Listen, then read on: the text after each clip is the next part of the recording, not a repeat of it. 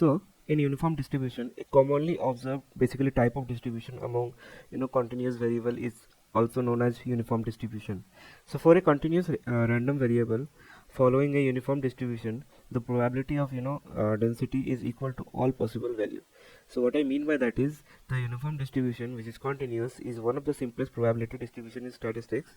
It is a continuous distribution. That means that it takes values within a specified range, which is in between 0 and 1. Because all outcomes have the same probability, the uniform distribution get its names. A uniform distribution has no mode.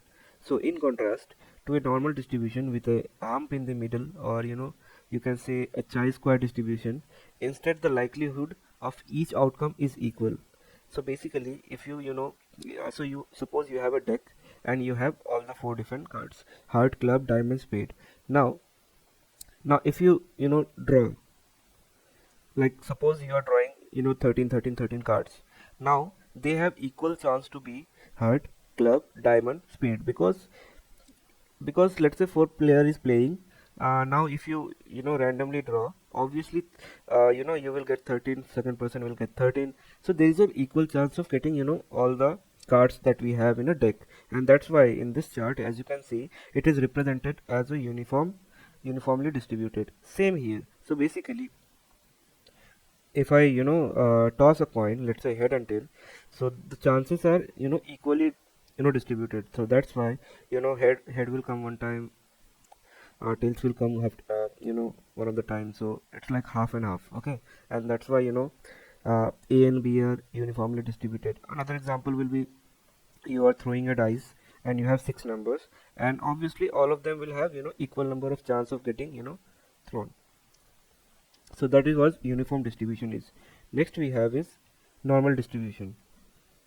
So in normal distribution, it is also known as Gaussian distribution. Okay, so a very commonly used probability density function, we call it as a Gaussian distribution. Okay, so this is like you are saying, if you buy a loaf of bread every day and you measure it, then it will come as mean weight equal to 100 gram and standard deviation will be 1 gram.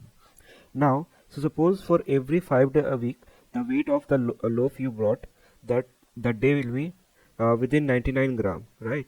And in order to find the probability for a normal variable, you actually do not need to know the value of the mean or the standard deviation. It is enough to know the number of standard deviation away from mean your random variable is. That is given by z equal to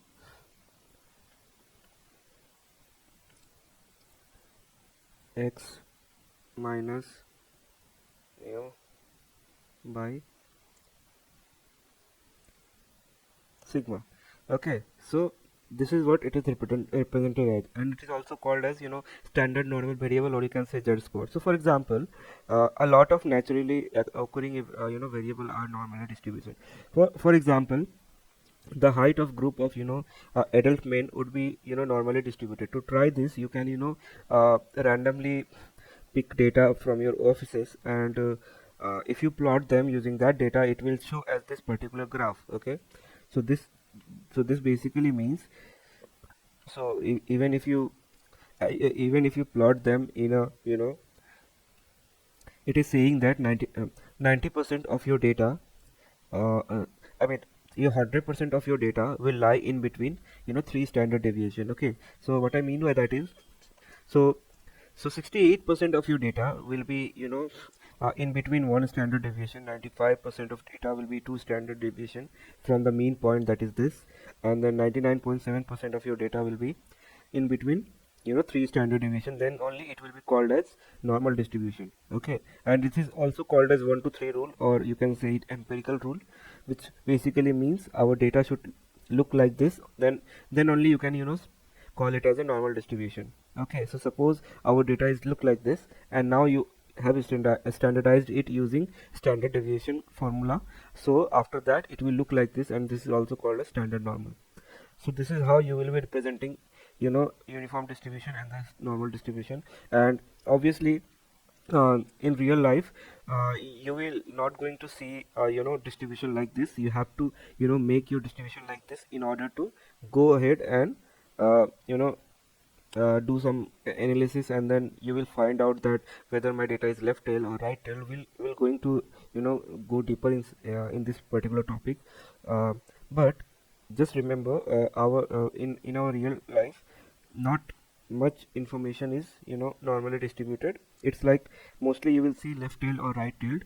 You have to make them uniformly distributed like this by standard normal formula or other formula that score. Okay, so let's go ahead with the next tutorial.